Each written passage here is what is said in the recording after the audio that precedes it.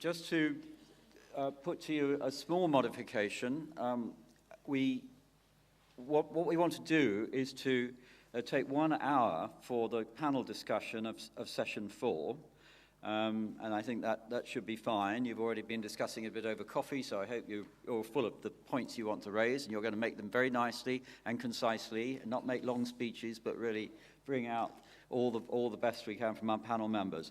But then at 4:45, rather than 5 o'clock, we'll switch over to session 5. Now the reason for that is that we are still going to have 2, not 4, but 2 presentations. That will be Emilios and Stephen, and because they haven't spoken much, whereas John and I have spoken plenty already. But then the other thing is that we shall use the rest of that session, running through until 5:40, to draw out your points so that we can put this together eventually into an executive summary of the meeting. So the 2 sessions will fit together quite nicely, I think. I hope we'll begin to raise threads during the next hour, but then we'll really consolidate those. And in the final session, we're going to ask everybody in the room to put their 2 pennyworth in, as we say. So be prepared. Be thinking about the most important point you want to make at that stage. But for now, we'll continue with session 4 as planned, and I simply invite now comments and questions from all of you to the panel. I think we'll take them sequentially to start with. If it gets impossible, then I'll take them in blocks, but since we have an hour. I think we might take individual questions to start with, and then see how we do. First one, and then Leonardis.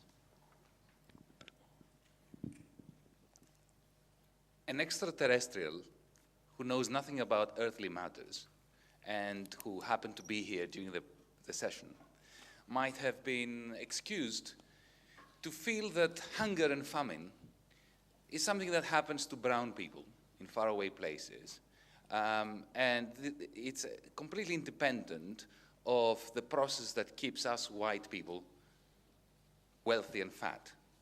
Now, I know that this was not your intention, nor is it part of your mindset, but I think it's important to keep in mind the inextricable link between the history of famine and the history of colonialism. And I think the ironic part, however, that needs to be stressed is that this link strengthened further after colonialism officially ended. The debt crisis, the IMF's SAPs in the third world were instrumental, not so much in creating famines, but in undermining the democratization of sub-Saharan Africa in particular, and thus the link that Amartya Sen so rightly makes between the lack of a functioning democracy and the incidence of famine. I don't want to take more time. I'll just say that I was chuffed to find out that Oxford seems to have discovered, at long last, Immanuel Kant. Did you want any particular person to reply to you? No. No. One person wants to reply. No, so who would like to reply? I would like to reply. Fine. I think you have if I may say, and I am a brown-skinned, whenever I am asked to fill in the census forms which ask you for your racial affiliation, I always delete all the options and write in brownish British. So, well, if I may say that in 1979, I was the spokesperson for the Black Students' Alliance in England. Okay. But what I was going to say is that I think you have a rather recent view of colonial history, and I want to remind you of the colonialism of the Persian Empire, of Genghis Khan, of the Athenians, of the Roman Empire. You seem to take a rather 19th century view of what colonialism is, if I may say so. Would anybody else like to comment? No, fine. On to Leonardis, then I have you. Indeed. Indeed. We're all waiting for it. And you were not present to follow what has been said. Well, I feel important to try and make in a concise way, a few clarifications from Dr. Annabel Lever remarks regarding shipping contributing in the emissions in a regional way to start from somehow somewhere instead of waiting for a holistic situation. I want to make some bullet point remarks. Greek shipping is important for the European community. There are segments where controlling the 20% of the transportation of goods. And shipping is by far, as far as emissions are concerned, the lowest contributor with only 2% in the environment. So, though even half per billion it was, still we have this for half a billion responsibility. So I simply say that it's not a very bad part of the chain of the problem. The second, our fleet is youngest because the average Greek fleet is 12 and a half years of age. And what we say in the Greek shipping community regarding environment is the following.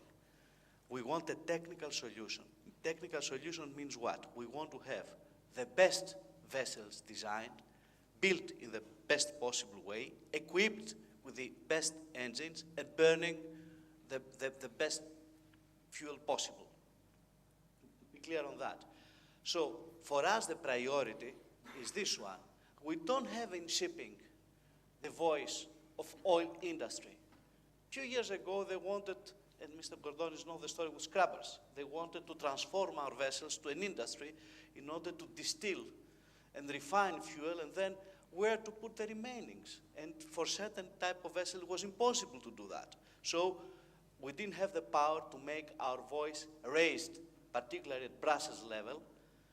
So what we simply say that for us, the priority is to make the tools, because you need transport by sea, by far is the most efficient, the less polluting mode of transportation, particularly for Europe. Simply give us the equipment. So that's the priority number one. We consider that all these mechanisms, they give grounds, someone used the name of Goldman Sachs.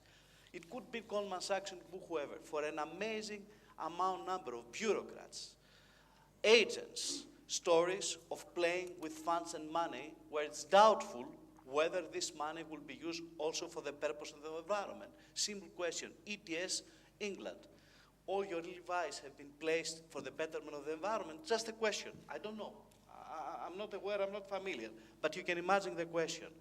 The point which I wanted to raise was that we have to exercise pressures, particularly to the pigs, we are pigs, Greeks, sorry, to Brazil, Russia, India and China primarily, that they have to do something regarding to resolve the issue of the emissions in the level of International Maritime Organization. Because European community came and they said, unless you decide within the year 2011, then we take unilateral regional measures in Europe. Simply what we say, we don't try to avoid this Greek shipping taxation. As I have explained, this taxation will be passed to the consumers. We're going to, even if it is an ETS or a tax levy, it's going to be passed on the freight rates. So we're not going to suffer. We're worried that the European importer and the exporter will lose in other regions competitiveness, and we play the game of China, India, and other parts with whom I have a huge respect. I'm not implying protectionism, but simply we need to open our minded horizons. And I want to conclude by saying, for me, and this is the beauty of this event here, is that what is required is awareness. So we all know what we're doing. And there was a Greek politician who said about another politician in an island which was very close to Greece. He said about these politicians, I have no reason why to doubt that in case it's needed, we have to die for our Cypriot brothers, provided we know why we're dying for. Thank you. Thank you. Yeah, very good. So, Annabelle, it was addressed to you. Do you want to answer? Yes. Is this working? No. Okay. Yes, I mean, sorry. Clearly, I partly misunderstood what the problem was articulated yesterday. So it wasn't exactly an example of the sort of problem I was addressing. Nonetheless, I mean, there is a similar structure to these things, which is how do we enforce standards, or what obligations do we have to enforce standards that might hurt us? And then the further question, it seems to me, is what sorts of, once you realize that's the structure of all these problems, one of them seems to be, what sorts of duties do we have to compensate people for the costs they may have to bear? For example, perhaps the consumers of particular shipping things, or the further down the line. But also what sorts of impositions or punishments, or perhaps carrots, we need to place in order to get cooperation from Brazil, Russia, India, and China. And so bearing in mind the discussion yesterday, which suggested that maybe we ought to consider the impact of the cap on them, it does seem important to realize that at the moment, if we structure things so that all the burden falls, here's a shipping question, we worry about questions of obligation in shipping, and we don't relate them to questions of obligation in the things that are shipped, including agriculture, and the things that we prohibit to be shipped, then we're going to make things very difficult. So in a way, it seems to me, the importance about the ethical question is it's not just should we sign up to agreements that may hurt us, but there are two things. Do we have duties to compensate other people who suffer in order to make these standards doable? And the other is, what duties do we have to incentivize or to punish people who fail to cooperate? And so that seems to me to push towards joining things up that might otherwise not be joined up. That's all I'd say. David? Just to pick up on this point about the relationship between the environmental costs of transport and the environmental costs of other sectors, I think it's in a partial defense of shipping. I think it is very easy when you think about reducing emissions to target transport sector first. The sector which emits the most carbon globally is, of course, agriculture. And I get very annoyed in relation to food. In the UK, there's a very strong movement towards only ever consuming local production, the so-called food miles argument, because shipping things is seen as very bad for the environment. But actually, instead of buying vegetables from, say, South Africa or Brazil and shipping them through to the UK or Europe, you produce locally by setting up a greenhouse with stadium lights and emitting about 5 or 10 times more carbon than is emitted by the process of shipping it from Brazil. And so this food miles argument has absolutely no logic to it. If you called it food carbon units, fine, but that would bring shipping back into play. Thanks. And don't forget the gases produced by the cattle. Actually, we don't want them at all. Yeah, absolutely. Actually, one of the reasons, fertilizer. And I will just chip in there, though, just to I absolutely agree with everything you said, it's perfectly right, but as one who actually quite likes to buy locally, and indeed grows locally, the whole point is that it doesn't work unless you buy in season. And also, of course, that in other ways, the things are not produced using more energy. It's why so many things. I mean, John pointed out this, is farming organic or not organic? It's ridiculous, really, having these labels, isn't it? We have to look at the whole picture in each case. But the trouble is, when you get into activism, then obviously people start flying banners, and it's difficult. But I just thought I needed to defend a little bit the local growth, because it's good in other ways. Anyway, now, I have one there, but first, Inez had her hand up first, then it'll be there, then Peter, okay?